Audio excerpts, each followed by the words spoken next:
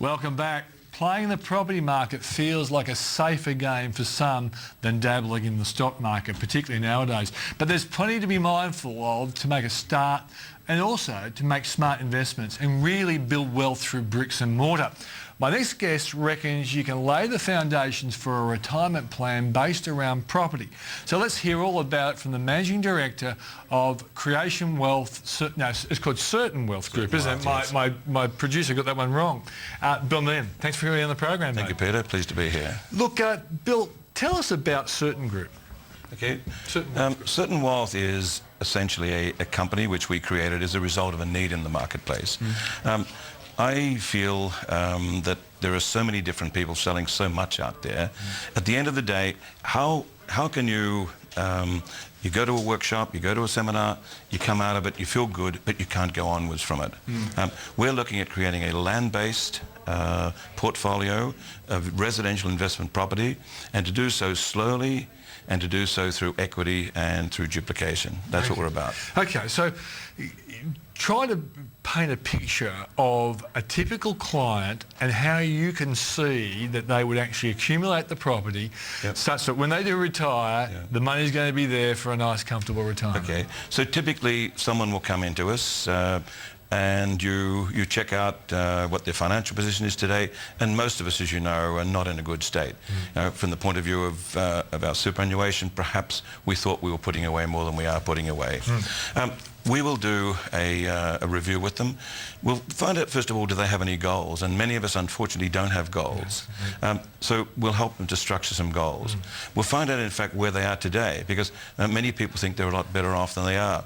You'll often get a couple to come in together, and they will believe they're doing well. We'll review it, and we'll find, in fact, that they're not going to retire.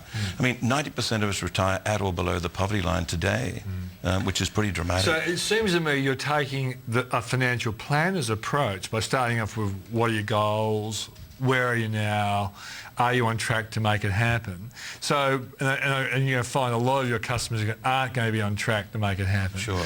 What's the next step? How do you, in fact, you've got a chart here about our retirement position, haven't we? We should have a look at that one. Guys, can we bring it up? Okay, so, and this first chart talks about the retirement position of average Australians. Here we go. How Australians retire. I was quite fascinated by what's it telling us, Bill? It's pretty dramatic. I hate putting this chart up. It's the only bad one in our workshops. But what it's showing us is that about 90% of us are retiring at or below the poverty line. Poverty line is regarded around $23,000, $24,000. And 1% of us are retiring around $50,000. And this is something we make clear to people. Okay. So what kind of lump sum do you tell people they should be shooting for? And of course, it's nice to tell a young person they've got time to do it, but what are you saying that people should have as a lump sum when they retire? Okay. From my perspective, it depends on where they are today and how long they've got to go.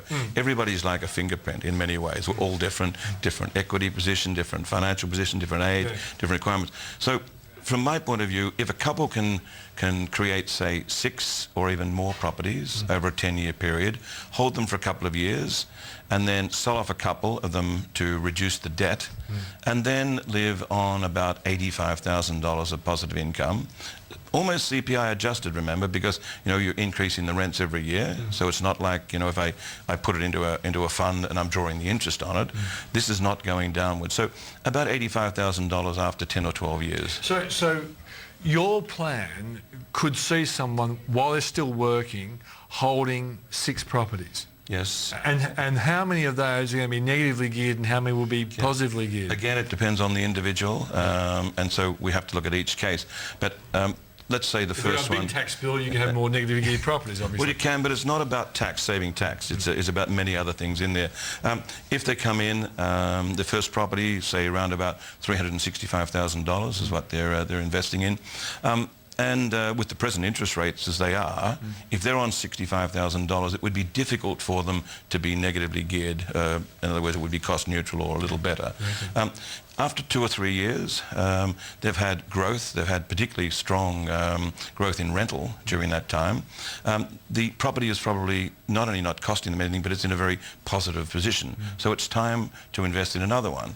Take the capital growth that they've got from the first one, use it to acquire the second one. So use the first property to offset to buy the second property. So essentially you're going to a financial institution and say, well, I bought this place for $365. It's now valued at $400. I've got this equity in this house now. Can I borrow again and do the same sort of thing? That's essentially what it is. Yeah. It's probably going to be worth more than 400, but because you can usually only draw about 80% of the equity in it, and then to acquire the second property. Okay, now we've got a chart here of house price movements in various cities. So what is this telling us, Bill? Look, the fascinating thing is there, if we'd bought in 1967, say in Sydney, as you can see from there, and let's say we'd put down $1,300 deposit, 10%. We'd borrowed 90% as an investment property. It would be worth something like about, well, more than 300 times. Not 30 times, but 300 times. $42,000. Yeah, median house price. And if you bought in Paddington, you would have been a lot higher than that. Indeed, you would have been a lot higher than that, because this is just the median house prices across a typical house for Sydney. And in the case of Melbourne, so Melbourne was actually higher. The median was higher in 1967. At that time, Melbourne and Sydney usually sort of come and go, similarly. Similarly, Sydney and Brisbane are linked. Every 5 years, one market overtakes the other market in terms of growth. Bill, I know there's always arguments between people pushing shares and pushing property, but it would have been in your interest to work out what the sensible increase in house prices are, say for example in the metropolitan centres. What are we talking about per annum? Is it over a 10-year period maybe? Peter, it's going to change from different capital to capital. We only work in capital cities and the suburbs around them, and that's mainly Sydney, Melbourne, Brisbane or southeastern Queensland, and Perth. At the moment, Melbourne is in a growth period, and we see them run through. We see Sydney move first, followed by Melbourne, followed by southeast Queensland, followed by Perth. And let's say Melbourne, which is the affordable market at the moment. If you're buying into the growth corridors, you're buying into a property that's going to be growing somewhere between 9 and 13% at the moment. So if you can get that for 2 or 3 years, even ASIC allows us to use 8.4% when we're calculating growth. The ABS stats are showing about 9.2%. I use 8%, for my calculations, and still somebody can acquire 6 to 8 properties in 10 years based on that. I'm sure people want you to be completely honest. What can go wrong? Because you must have clients who probably didn't follow what you want them to do, or maybe interest rates went through. What kind of problems can you have? What can go wrong? We've got what we call cardinal rules. There are 6 rules, and they are basically what land should I be buying, when should I buy it, where should I buy it, how should I finance it, is the demand there for my property, and can I afford it, can the tenant afford it, and am I optimizing my tax? I challenge people, if you get all of those things right, then it's very, very difficult not to be getting a good growth market. What can go wrong? Divorce, death. Certainly losing a job. Always is it. Losing a job, but I say to you, are you better with growth assets, having lost a job, or without assets? Many times you can get by, you can get a job in a short period of time. If you hold off investing because you're worrying about losing your job, then you'll never be an investor.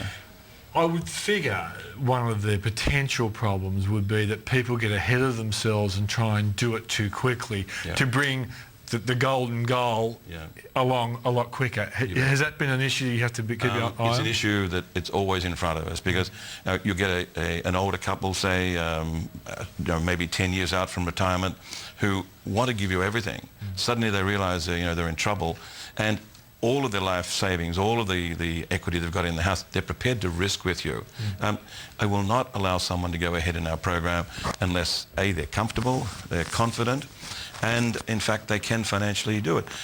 You should never be uncomfortable in a property investment, because it's a long-term thing and it's going to be with you for a long time. So even moving to the next property, you shouldn't do it until you're financially comfortable. Okay, I wasn't sure whether you were implying this, but when your clients retire, do they effectively keep the properties and get their stream of income off the properties that they hold? Interestingly, more, Peter, do.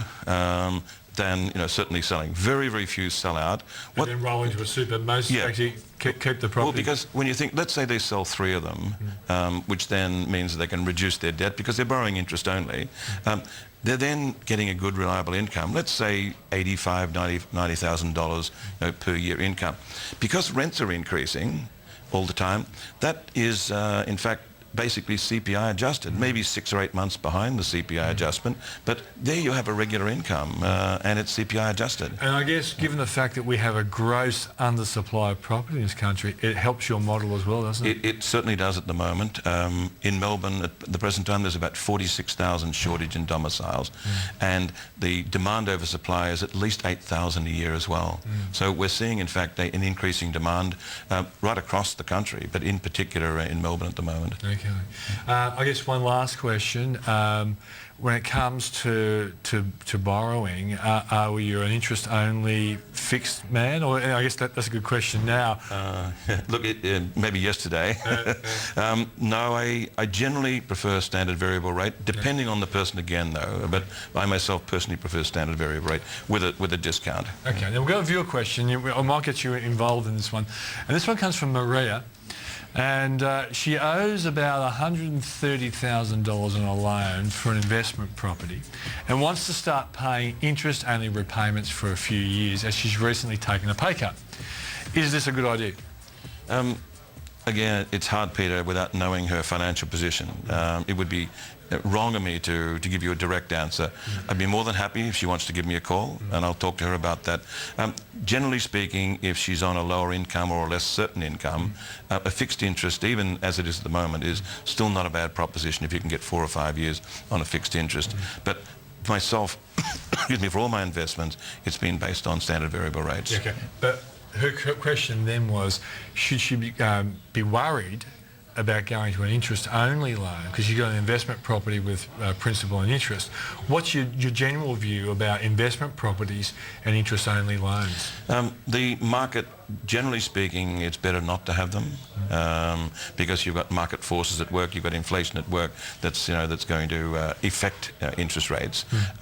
Even during the Whitlam period, when we had interest rates of 18 and 22%, we also had rents increasing at a rapid rate, and we had house prices increasing at a rapid rate. They tend to link themselves fairly well together.